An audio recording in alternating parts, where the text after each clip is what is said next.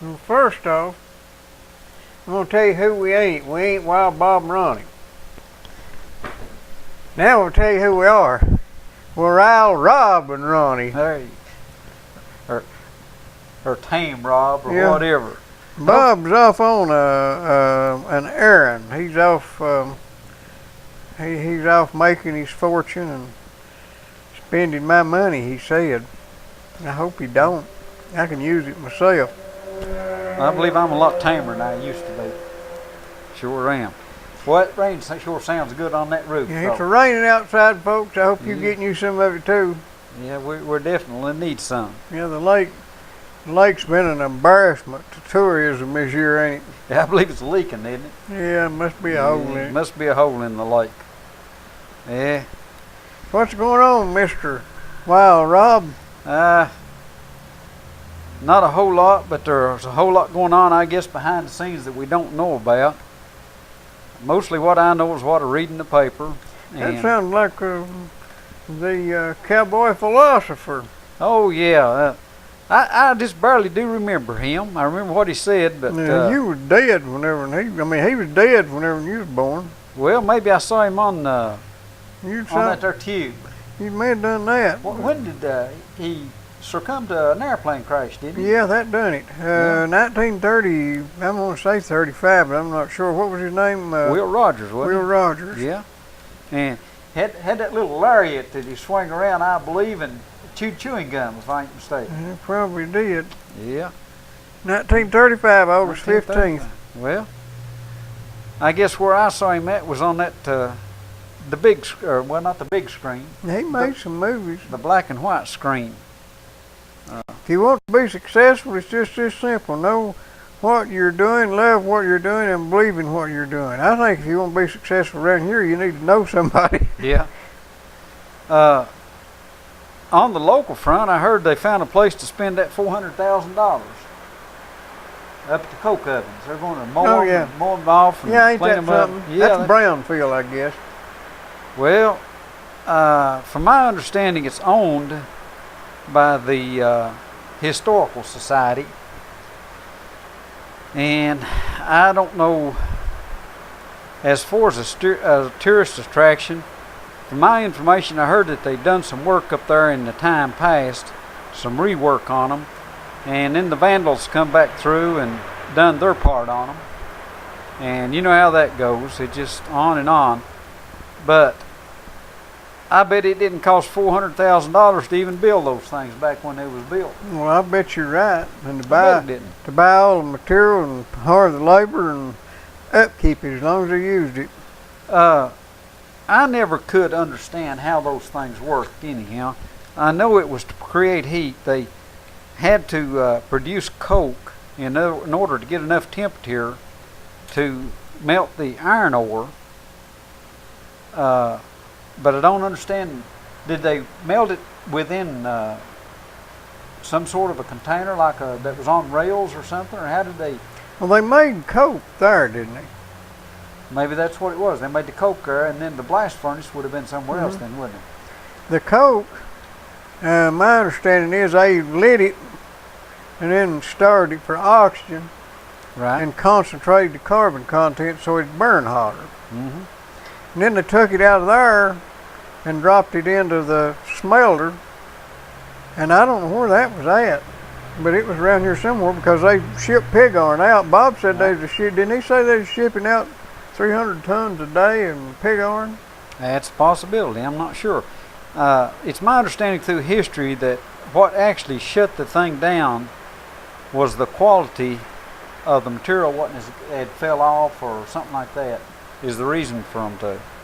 Well, let me put it this way.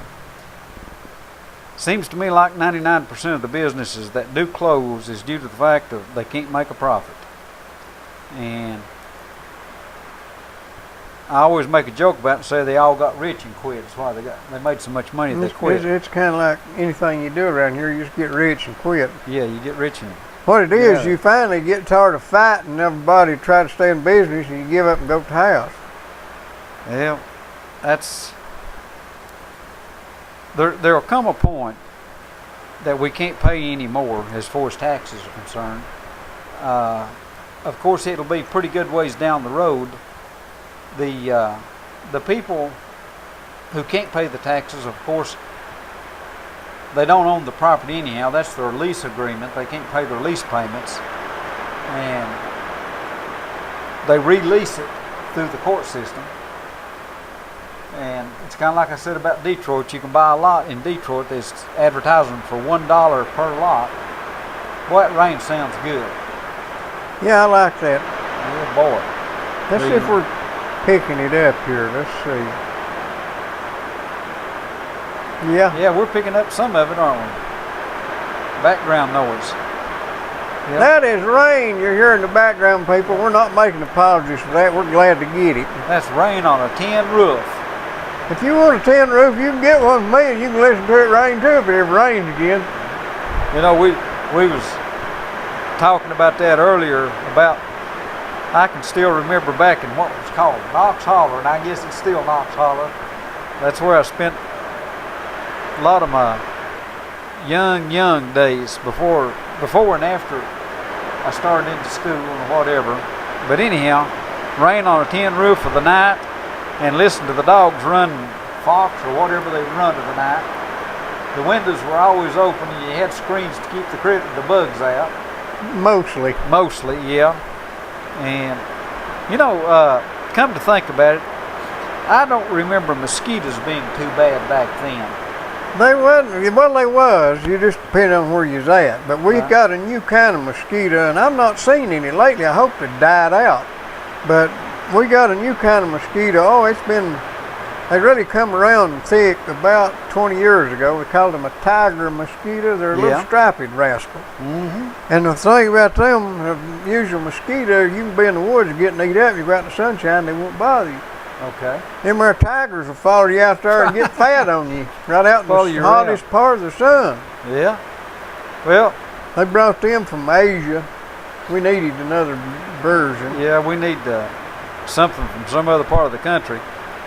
The years and years ago, there were a lot of bats, and I read a statistic once about how many mosquitoes one bat would get per night, and it was an unbelievable number. I reckon that's all they do is just fly around and pick them off. Yeah, pounds of them. Yeah, and not only that, but they said that they would get potato bugs. Never heard of that, but this, there's a bat cave down here in the lower part of Middle Tennessee or wherever that's protected, and this is where they had potato crops through there, and they found I reckon the bat is choosy about what part of him he eats, and you don't consume that hard shell part, the wing part. It's a cover that goes over the wing or something. Yeah. But said these things was deep. Pop said there wasn't no tater bugs around here when he was a kid, but they come around and brought some in, and they got a bunch of them started, and said they was just eating everybody's taters up. And they didn't have nothing to kill them with. And said this guy got this thing, ordered this thing out of a magazine, cost him $1. He's guaranteed to kill tater bugs. Said it come in the mail. Said he got it out. His money back guarantee. If it didn't work, he'd give him money back. And said there's a little board, and it had an X, it had a circle drawn on it, and it had a little old bitty stick besides that, another little paddle with a string, and it's tied together. And there where that circle was, it says place bug here, and on the other stick it said hit bug with this. Guaranteed to work. Yep. Yeah. You know, they was back when they got on that conservation energy thing back in the 70s. They was advertising these here solar clothes dryers. Right. And some people paid $60 and $70 for a clothesline. Yeah. It's all in the wording, isn't it? And people like that were stupid anyway, so they're easy, they're gullible. Well, looking back, I can remember, of course, you depended considerably on the garden. Yeah. And whatever you got out.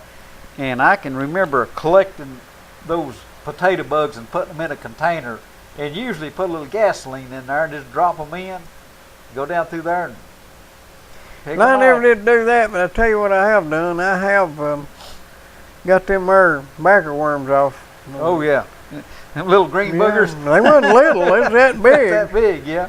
And we just pull them off the stump. But somebody's talking about you probably never did know J.T. Bryant. They said J.T. was a heck of somebody. Said he had him a little wagon, a string, a little toy wagon with a string on it. Said he was pulling through there and pulling them off and throwing them that wagon. He got to the other row, he'd stomp them out once. Watch all that Lord. green ooze. Oh my. Well, you know, we're talking about old stuff. Go back. Did you ever work in backer? Oh yeah. Did you remember we used to put arsenic and lime Yeah. together and dust it? Dust Or had it. to kill every one of us. Yeah, it's amazing that whenever I was young, real young, and you go through that tobacco and it get it's sticky. Yeah, and it make you sick too. Yeah, you get that sticky stuff all over you, and Yeah, and whatever else. you've seen people have to stop and throw up. yeah, What they had was nicotine poisoning, yeah. and you can't. They ain't no antidote for nicotine poisoning. It can kill you. Well, I never do remember getting sick on it, but I can remember all the other things that we did, like trying to smoke the stuff. You know what I'm talking about, the ground leaves or whatever falls off, and roll it in newspaper or brown paper bag and try to smoke it. Yeah. But the one thing that you never did do, and that's light anything up around the barn. When Yeah. you talk about getting your clock cleaned, if you smoked, and even the adults didn't smoke in the barn. I can remember Dad always throwing his down before he went in the barn. If we was putting up hay or whatever else. But anyhow, we're talking some old stuff. What about what's happening nowadays? Let's have you heard about the border lately? How many is crossing the border? I know that there's a scam going on there in a big way. Well, How does if them Mexicans is so picky about letting people cross their border, how's all them people come from South America and all the way through Mexico and then coming in? there's nothing makes any sense anymore. Now, from what I'm hearing from the news part of the thing, they're bringing underage, and these are not just Mexicans. I mean, I believe know. that Most of them are Guatemalans and El Salvador. Yeah. And I guess come all the way down close to Panama. But that's how do they get across Mexico? Well, they've got to travel, and Mexico has got to be allowing them to cross. If not, they would be having the same problem on their southern border that we're having. Yeah. So- There's something fishy there. Well, I heard, now I don't know how true this is. I haven't seen it, but I heard that there's putting out leaflets down in South America Yeah. advising them that if they'll get across the border, that within a year there's going to be what I would call amnesty. You can call it whatever you want to, but that they will be allowed to stay. And I don't know what the terms are. I guess it's kind of like if you release 5 of the Taliban, you tell them to be good and stay in the same place or whatever. But there's a thing that I heard a long time ago, and I never have followed up on it, but if you're here like a child, well, it's kind of like in reverse, that if you come here and have a child, that child is a citizen. Thus, the parents are entitled to stay, and I believe, if I'm not mistaken, they're entitled then to bring in the immediate family, brothers, sisters, fathers, and mothers. Now, I don't know whether I believe this goes out to grandparents now. I could be wrong. But if it does, you're talking about for every couple that comes in, that means 4 parents plus children.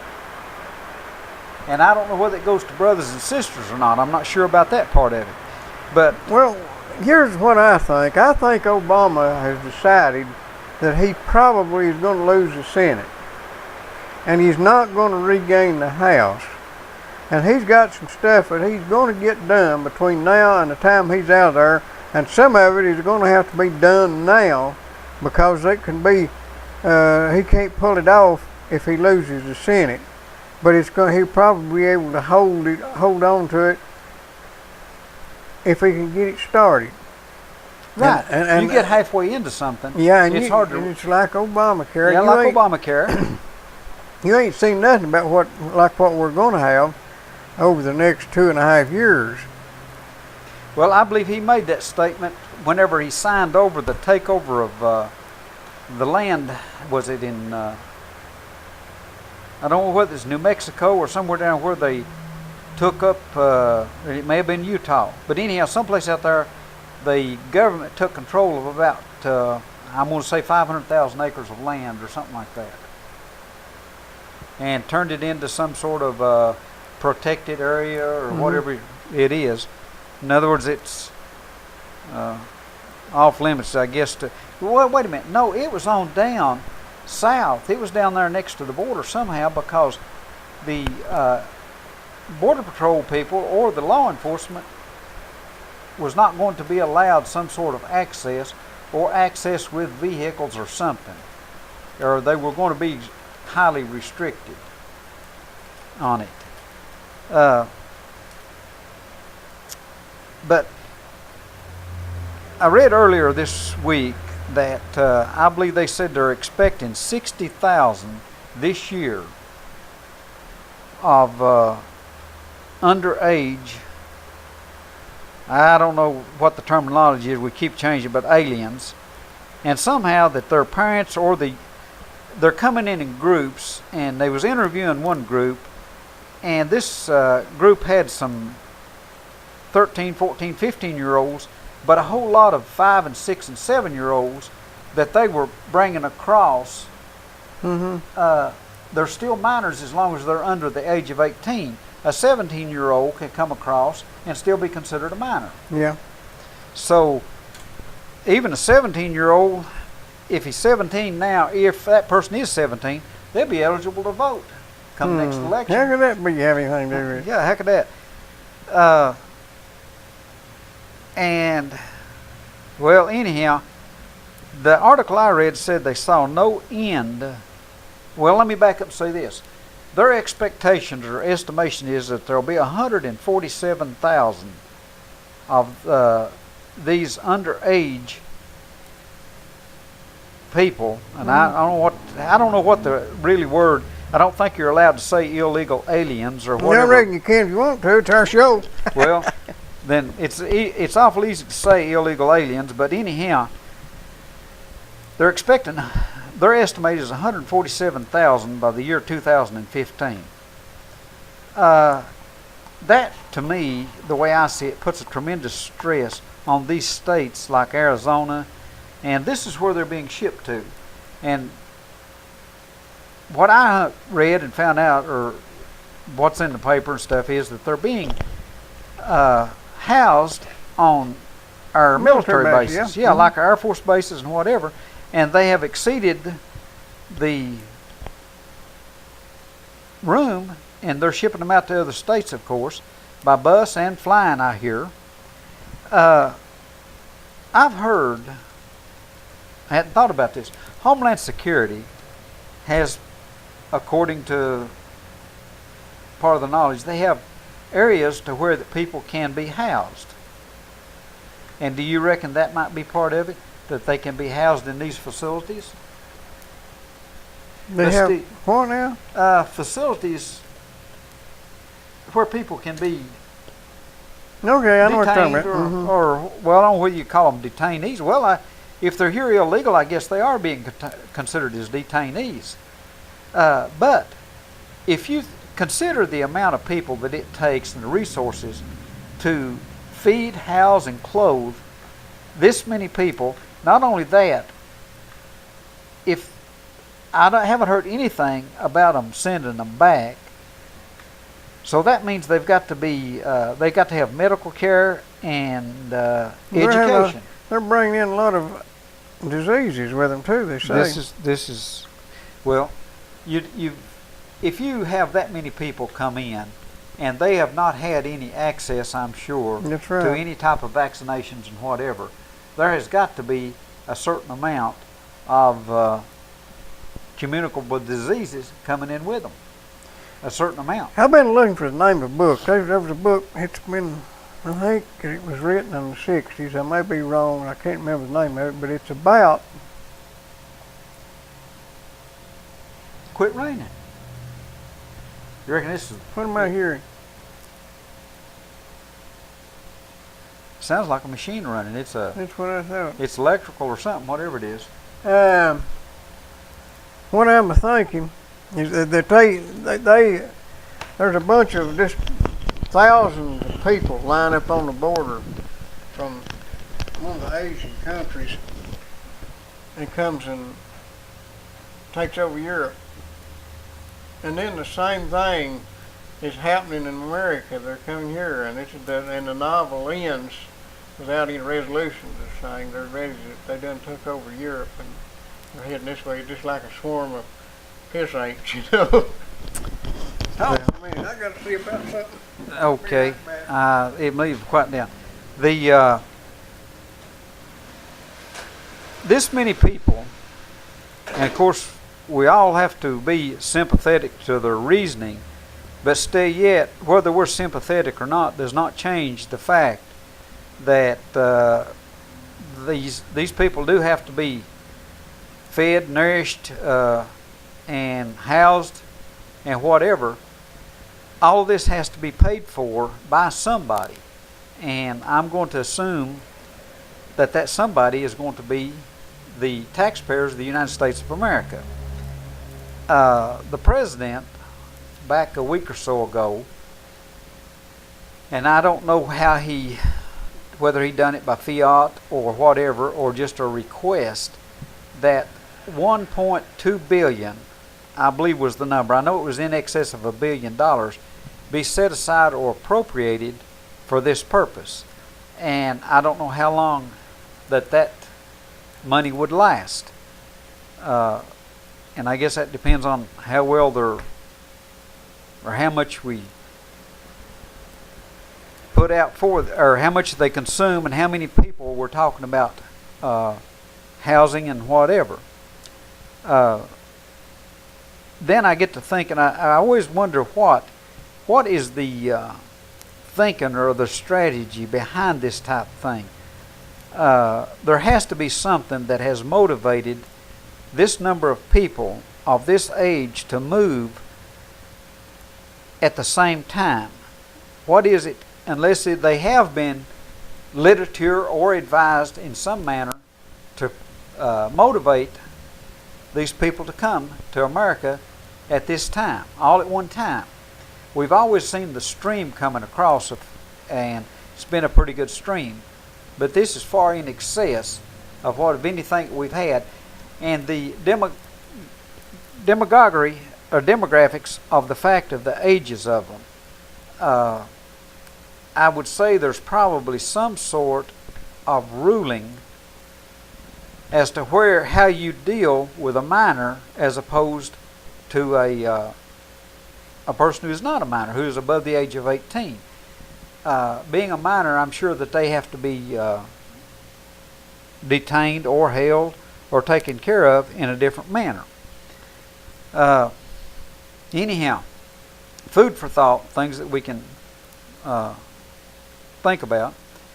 There's another subject that has caught my interest to a certain extent, and that is the soldier that has been brought back, or I guess the basic word that we traded, negotiated or traded for, that we traded the Taliban for this bird doll. In the the first newscast that I heard of it, one thing that caught my attention very quick was that they stated that this captured soldier had forgotten or could not speak English now. And that kind of set off a red light to me, that he couldn't speak English or had forgotten his mother or native tongue in 5 years. Even if you're not allowed to speak your native tongue, I don't seem to me like that you would forget it. But anyhow, having said that, the last report I got, and that was this morning, he had not contacted his parents, which seems to be a very strange situation to me. If you have a child who has been detained as a POW for 5 years or close to 5 years, I don't remember whether it's 4.5 or 5 years, but anyhow, has been detained for quite a period of time, it would appear to me that the first telephone call that person would be wanting to make or contact would be with his parents. And that's another thing I cannot understand, is how that has happened. Several other issues. It's kind of hard this year talking without having somebody to bounce something off of, or without calls or whatever. And I go back to what I've been reading in the paper and whatever else. An article I just read today has to do with the president signing some sort of a suggestion, and I don't think he did it by executive order. I don't know exactly what the protocol is to get something done, but it seems like it's being done on student loans. And the article I read, the way I understood it, and the wording was kind of hard for me to follow, being in business. And the statement that was written on there was, or written in the paper was, that about 5 million of our college students who have graduated and have debt are not going to be allowed to repay, the way it stated it, in excess of 10% of their monthly income. And I'm going to consider that as being their gross income. But it strikes me as odd that they would say a maximum. Seems to me like if you owe a debt, that you should be allowed to pay as much as you can. If you want to pay it off sooner, if you want to pay 20% per month, or whatever you want to pay. But somehow in this thing has something to do with the contract, which allows, the way this thing is worded, my understanding is that whenever you take a college loan or a education loan or whatever the terminology is, that you enter into a contract with whoever you're borrowing the money from. And you sign into this that you will meet certain requirements. I've never been there, never done this. What schooling I got, I paid for it as I went. But the way this thing stacks up, the way I'm reading it, the government or the president is interfering with a contract, the way I see the thing. This contract was made by whoever the lender is and whoever the borrower is. And yet the government is going to step in and change the conditions of the contract. And I don't see how that they can do that. In my opinion, a contract was a pretty drawn out thing that you just didn't go in there and go to swapping it or changing it or whatever. The articles, well, I'm trying to think of some of the other things that we've encountered and whatever else over the last week. One thing I've been reading about to a certain extent is the uranium processing facility at Oak Ridge. When it was first introduced or brought up, the cost on it was like $6.5 billion. And they went ahead and started the work on it. The base work or the engineering and whatever started. After they got started, it come to their attention that the facility was not large enough to contain the equipment. So then the re-engineering was to increase the height of the building or the containment in order to get the equipment into it. And then the re-engineering ran something like about $500 million to re-engineer it. Okay, the price then had increased about double, as estimated, to somewhere around $10 billion, or almost double.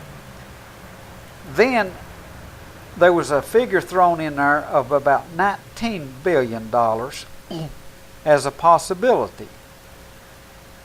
The government, or whoever's in charge of the money, started bucking up on it. So there was a team formed, what the paper calls the Red Team. It went to looking at this thing as to what could be done to bring it back to its original estimate of cost. And after so many months, they've pretty well come back to that figure by not moving some of the equipment out of the old building. I can't call the number of the building, but there's an old building that's been there since World War II, or since the Manhattan Project, let me put it that way.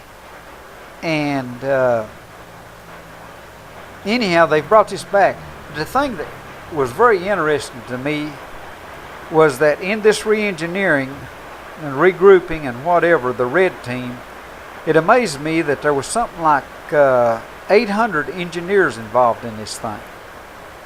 And I thought that was a whole lot of people, and I can't understand how you can get 800 people. You have to have them broke down into so many groups or something in order to keep down, everybody's got an idea, and to keep it from crossing over and getting into all sorts of arguments. I guess you've entertained them, and I do appreciate it. I hadn't looked at the difficulty going on there. I've been talking about things that I guess to most people were probably useless trivia. That's all we ever do around well, here. Well, yeah, most of it is. Talk to a certain extent about the exchange of Birdahl, and I guess I ought to refer to him as Sergeant because he does hold the rank of Sergeant. Well, he is just a minor player in the advanced guard of cleaning out Gitmo. How is this going to clean out Gitmo? I don't understand that. Well, if you get rid of the five worst, most controversial, then the stink ain't hardly as bad when you start throwing out the peons. Have you ever heard the total number or an estimate of the number of people who are being detained there? Around 150, ain't they? I have no idea. I've never. Somewhere in that range, I think. Okay. But these five were the cream of the crop from what the reports that I've heard. Yeah, the scum that floats on the top. Yeah, they're the bad, what we used to call, a fellow referred to them, the bad spooks come out at night. Yeah. And some people, I guess, would consider that as a racial slur, but that's not what I'm talking about. The spooks that we called of the night, I don't recall any of them being of color other than they look, well, I don't know, they weren't... kind of greasy, wasn't they? Yeah, kind of greasy, but they all carried guns, though. I'm glad they wasn't pointing them all at us, but anyhow, what I was discussing is, and I'll bounce this off of you, one of the first reports I heard is that this sergeant could not speak English. Yeah, I heard that too. He'd forgot how. Yeah, he'd forgot how to speak English. He also won't talk to mom and dad now. Yeah, he won't talk to his parents. And that may be a I'm crazy ploy. There's something wrong right there. I don't know what. Of course, we never know. It's kind of like the guy told me, said, it's very seldom that anything is ever as it seems. There's always parts behind it. Well, let me tell you one that, of course, this is off useless trivia. I spend a certain amount of time watching TV, primarily trying to keep up on the news. And I have said it seems to me like the most interesting thing on TV anymore is the Weather Channel. I mean, or cartoons. A lot of fiction there. Yeah, a lot of fiction. But if it's, let's say, part of my family members like to watch Jeopardy and Wheel of Fortune of the evening. But what gets me is the way they lead you in from one program to the other when there's very little time between one program when one goes off and another one comes on. There's only a commercial or two. But about 5 minutes in, they'll hit you with about 15 commercials. Yeah. Okay? You'll have about maybe 10 minutes of entertainment and another 15 or 20 commercials. There it is. And some of these commercials, The Camp of the Saints. what is that now? That's that book I was talking Oh, about. okay. Some of the commercials, it's embarrassing to watch them in mixed company anymore. Oh, yeah. I mean, they some of them get right out there to where that I don't understand. Well, I wonder what the next step is. I wonder how much further out I don't know, are but- we going to go. But Friends was on for 12, 14 years, and that was the dirtiest thing I ever tried to watch on television. Well, And what got me was they took cowboys off because they were too violent, they smoke cigarettes. and they smoked, Yeah. But you know, they came cowboy western shows are not popular anymore, but the ones they tried to make on modern westerns they put on television, they come back with the latest version of Bonanza and all that. Nobody smokes, nobody drinks, nobody gets killed, and everybody shakes hands and they're friends, and they all sit around and grieve and worry over how not to have a fight, and they just ain't no bang and bang and bang in them, but they ain't no fun either. Yeah, but your other stuff on the other side is about bloody and gory as it can be. Mm-hmm. On your science fiction type stuff, and where they got the big critters that existed in prehistoric years or whatever, gobbling up people or whatever. Let me read you this short, maybe not all of it, but a synopsis of The Camp of the Saints, and see if this sounds familiar to you. It says, Okay. The Camp of the Saints is a novel about population migration and the consequences thereof. In Bombay, India, the Dutch government announces a policy in which Indian babies will be adopted and raised in the Netherlands. The policy is soon reversed after the Dutch consulate is inundated with poverty-stricken parents eager to give up their infant children. An Indian wise man then rallies the masses to make a mass exodus to live in Europe. Most of the story centers on the French Riviera, where almost no one remained except for the military and a few civilians, including a retired professor who had been watching a huge fleet of run-down freighters approaching the French coast. The story alternates between the French reaction to the mass immigration and the attitude of the immigrants. They have no desire to assimilate into French culture, but want the plentiful food and water that are in short supply in their native India. Although the novel focuses on France, it's not just the people of France that befall this fate. Near the end of the story, the mayor of New York City is made to share a gracie mansion with 3 families from Harlem. The Queen of England must agree to have her son marry a Pakistani woman, and only one drunken Soviet soldier stands in the way of thousands of Chinese people as they swarm into Siberia. The one holdout until the end of the novel is Switzerland, but by then international pressure isolating Switzerland as a rogue state for not opening its borders forced it to capitulate. Do you see any master plan going on there? Yes. This book was, I think, written in the 60s, but I may be wrong. Well, I have said, and I see things when it comes to the way the government is handling things. Well, let me go back to something else. 73. Okay. Let me hit on something, and I wish somebody would answer a question for me. The Clintons, according to Hillary, whenever they left the White House, they weren't dead broke. They were $10 million. 12. $12 million. They was deep in debt. So she says. Well, they may have been. It takes a lot of money to fight them there impeachment and Blue dresses and all that stuff. whore hopping things. cases. Yeah. Well, I've heard more about some other stuff that. Well, anyhow, here's the point I'm trying to get back to.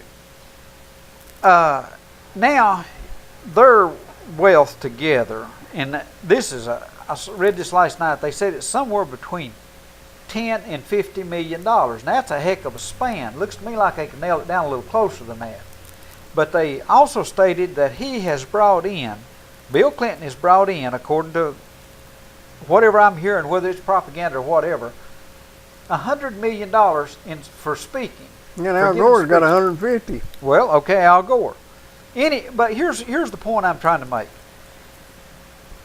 I know the last 24 hours and maybe 48 hours that Bill Clinton was the president and had the power of the pen, all he did was write pardons. Sound like anybody you know, maybe used to be governor of Tennessee? Yeah. Ray right. Blanton? Yeah. Okay, but these pardons wasn't for old Joe Blow out here. They were for people in foreign countries, and I'm talking about the higher up people who were worth large amounts of, they had great wealth. Well, you got to do what you got to do to survive. Okay, there's deals, just like right now, there's deals being made all over the world by the president and whatever else. In my opinion, well, the first thing, but anyhow, what is it that Bill Clinton could speak on, or Hillary, that would be worth anybody paying $200,000 or $300,000 to hear what they've got to say? Well, honesty in government, of course. Boy, I'll tell you what, can I get my little book out here and look up some words to describe? You might want to rewrite some of them words. By the way, I need to tell you about Digger, poor old Digger down there in Sawmill Holler, just waiting on you to come down there and gas up your grill and get your lantern gas and go a-hunting or a-fishing or a-camping. 562-5444, right in the middle of the road in Sawmill Holler, right smack dab in the middle of the road. 562-5444. 5444. And I guess I ought to go ahead and mention them fine folks at Vital Care, the ambulance service that's not tax supported, funded entirely by you who pay for the services you get in your insurance company, which you also are a party to, because they take all kinds of insurance and they're happy to serve you and you can depend on them. They're at 562-9370 and they'll even come out in this rain. Hear that rain? You know, this kind of reminds me of these commercials I was talking about. Anytime you hear one of these commercials, the first thing there's background music. Yeah. And it's there, like where we sitting here and having a discussion or our useless trivia. At least you can't hear us except for the rain right now, maybe. But I get so aggravated at trying to hear what they're saying about what Viagra does for them. And the Viagra commercial is about 30 seconds. Yeah. And then there's about 3 minutes of telling you all the things about going blind and deaf and dumb and having a heart attack. Blue like a pill. And all that things about it. Yeah, no, I've listened to some. There's one medicine for restless leg syndrome. Yeah. And one of the possible side effects of that is death. The medicine. Why, I'd rather my leg jerk than take a chance on being dead. It's the dumbest stuff I've ever heard. Whenever you come right down to it. I'll tell you what gets you. If you'll read on the inserts of some of these common stuff, over the counter and also the other stuff, if you read on them, they'll have 53% of the people taking this medication noticed a reduction or an improvement in their symptoms compared to only 47% of people taking a placebo. Honestly. They have to tell the truth. Yeah, there won't be much difference in the placebo and others. So I just wonder if that other 3 or 4% is worth the price. Well, I agree. If you get the little piece of paper that comes with it and you fold it out, and it's in about 3 or 4 different languages. Yeah, and it's little. You have to have your 5-year-old read it to you, and he ain't learned them big words yet. Lord. But anyhow, what is it that any of these ex-politicians has to say that is worth that kind of money to anyone? To me, it's a payback for deals that they've done prior, and they're getting their kickback off of it. And to me, whenever... it's like missing that golf shot, ain't it? golf shot, I don't know that. Yeah, you know, whenever you want to slide some money to somebody, you miss the golf shot. Course is the way to pay off any politician, is go play a game of golf with him, bet him $100 that you can make, bet him $1,000 that you can make a hole in one on a par 5. Yeah, if there is a par 5, I don't know, I guess there is somewhere. But just bet him $1,000 that you can make it, and of course he's going to take you up on it. And that was just a little friendly bet. Yeah. Yeah, you can transfer a lot of money. But this book that Hillary's written, in my opinion, there's people who owe her tons and tons of money that'll buy thousands of copies of it and never pick them up. Now they discount it 40%. Well, the 650 pages of foolishness. Well, the best way that I have seen for a politician to gather money, or get a kickback, or get his pay back, is to write a book that makes no sense about anything, but whoever owes him buys so many 100,000 copies of it. Yes, sir. And donate it to the Ethiopia or something like that. And it cost them $2 to print the book, probably maybe in China or whatever, but I know that's not on there. But anyhow, that's the slick way. That's kind of like becoming a consultant. If you want if a political organization or whatever, or city needs to slip you some money, what they do is hire you as a consultant. And that's the best way to launder money there ever was. Put it right in your hand and whatever. But anyhow, we spend a lot of time, and I don't know how much we've got left, but we spend a lot of time on what might be considered useless trivia, but you also might pick out a little bit of stuff that fits the situations we're in.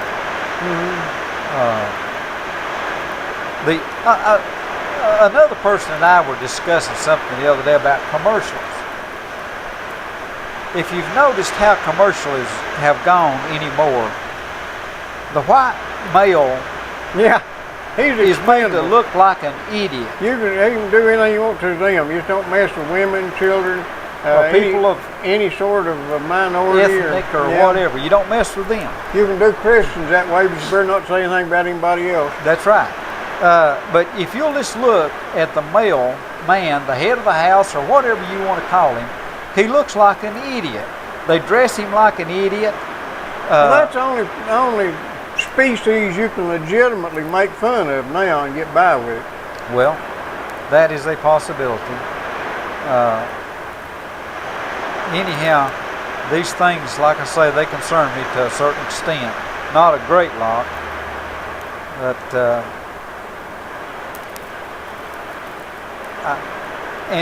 even commercials, seems to me like they make everybody look like an idiot anyhow, most of them. I asked myself another question. Who ever buys anything? Would you buy a car because you saw it on a car commercial or something? Yeah, I keep 3 or 4 ordered all the time. You do? Yeah. Okay. Well, I don't know that I have ever bought anything that I've seen a commercial on. And I heard a statement somewhere said, the louder the commercial, the cheaper the product. So the sorrier. Yeah, the sorrier the product. And whatever. But anyhow. Well, that's the way it is with food. If it don't taste good, put more salt in it. There you go. Salt it up better.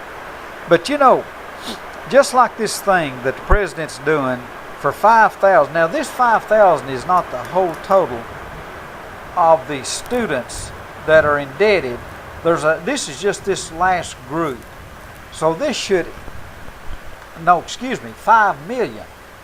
Out of these 5 million who are indebted, who are fixing to get some type of relief off of a contract that they entered into, a large percentage of this will be guaranteed to vote for Hillary. Yeah. And someone told me the other day, said that they wouldn't know way she could get elected. And I said, well, you stop and think about it. First of all, there is a part of the citizenry that votes strictly because of the D or the R, whether Republican or Democrat, is how they vote. Yeah, people who never think. Right. Now, some people will vote for Hillary due to the fact that she's a woman. Yep. I mean, there's a ton of people out there, and I heard a guy on a talk show this morning make that statement. It was time for a woman, and if she's the only woman running, then that kind of narrows it down, I guess. It's kind of like if you've got a colored person running. It was time for a black man too. Boy, we're sure paying for that. We're paying for that one dearly. Now, I have nothing. There's some people of color that I have, and you and I both went to the gathering or wherever where Dr. Carson spoke. The gentleman. Did you go with us up there? Yeah, we sure did. He impressed me considerable, and I've listened to him anytime I get a chance to listen to him speak. Your kid went too, didn't he? Yeah, he did. I got it confused last year when it was just me and Bob. Well, and Selma. The time that really caught my attention is whenever he handed Obama his butt at the dinner. Yeah. I mean, he handed it to Obama. But the guy, the guy impresses me. That's all I can say, I guess. He impresses me by the fact that he's been in the real world.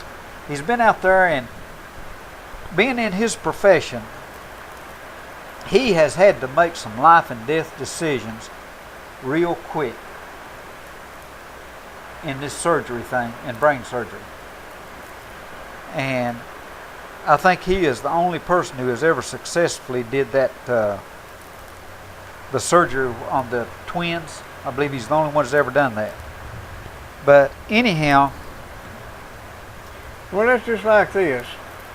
If you've ever accomplished anything and had to earn what you got, you don't like people who have never had to work or earn anything run your business for you. Well, yeah, that's what I'm saying. We've got people out here, and I thought of something the other night. I was asked a question, and it had to do with the local politics or whatever. Or if I was to run, or if I were a candidate for county mayor here, and heaven help, I wouldn't want the job. I had to demand a recount if I got elected. Yeah, but I was asked what would be my platform, and I thought back to a lot of stuff. I couldn't really come up with much on a short term. I have to think on things.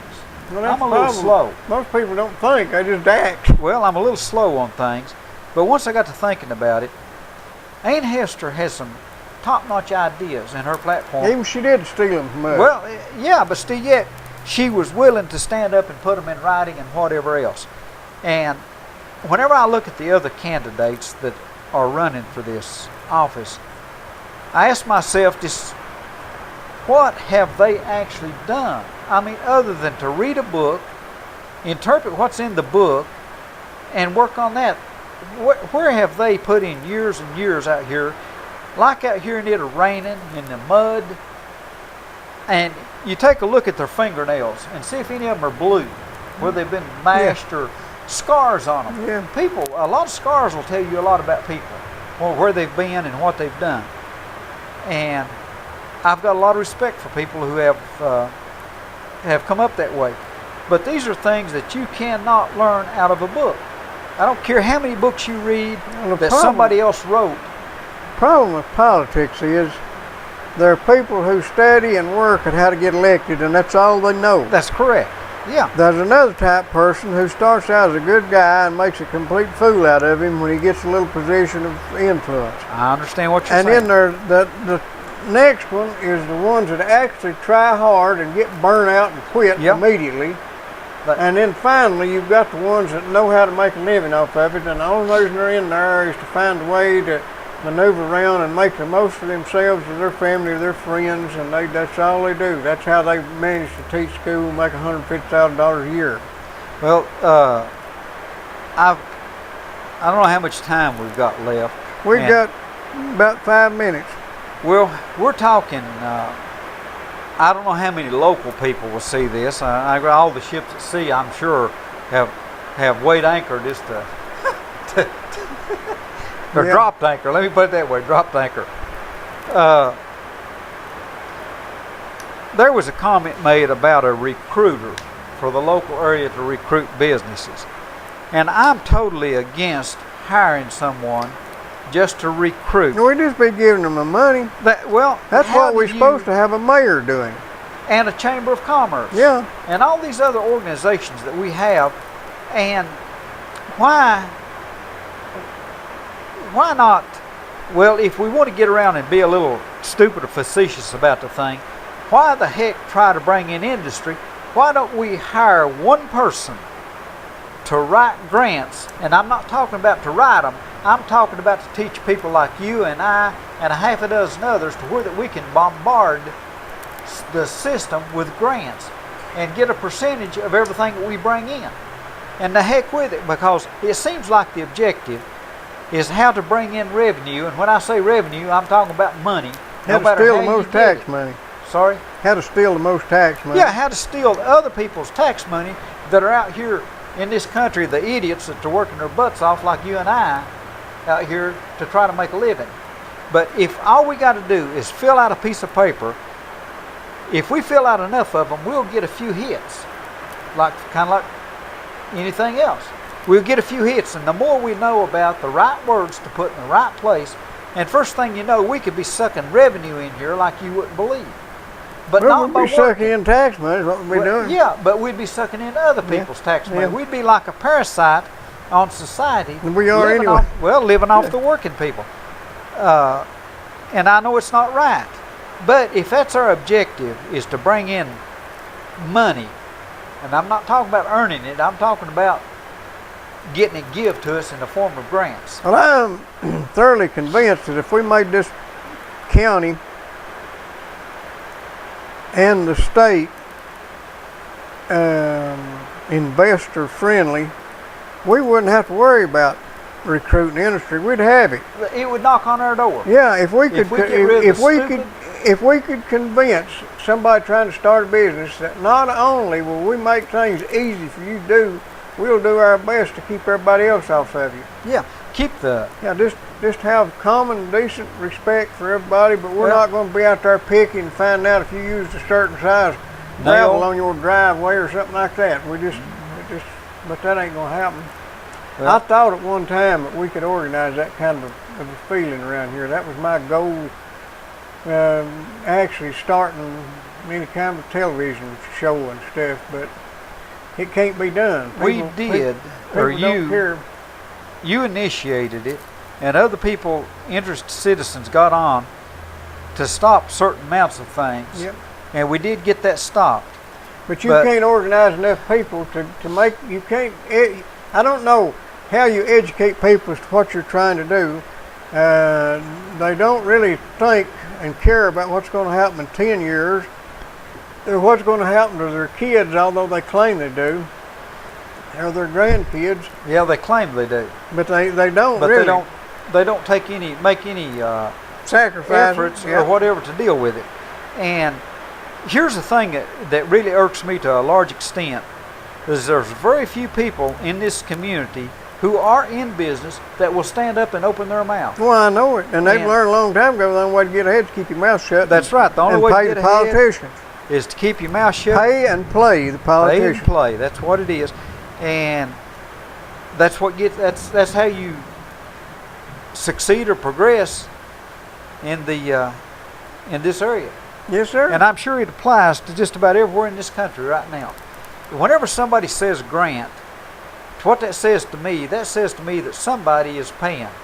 We may get a grant like the $400,000 to go up here on these coke oven things, but somebody had to pay that. That's part of that selling out local controls, what it's about. Yep. They get you started on that stuff, and then they don't want to give it up. They'll say they'll do whatever they're told to do to keep them losing their tit. We got to go. Well, I appreciate the invitation. Thank you for watching. Thank you for coming. And see you next week, folks, right here at the same time, almost, maybe in the same place, I guess. But we'll also be on the radio, 1450 WLAF. You can get us on UGG TV, or you can watch the replay on YouTube. All that starts Saturday at 4 o'clock. And one piece of advice is be careful out there. Yeah. Thank you.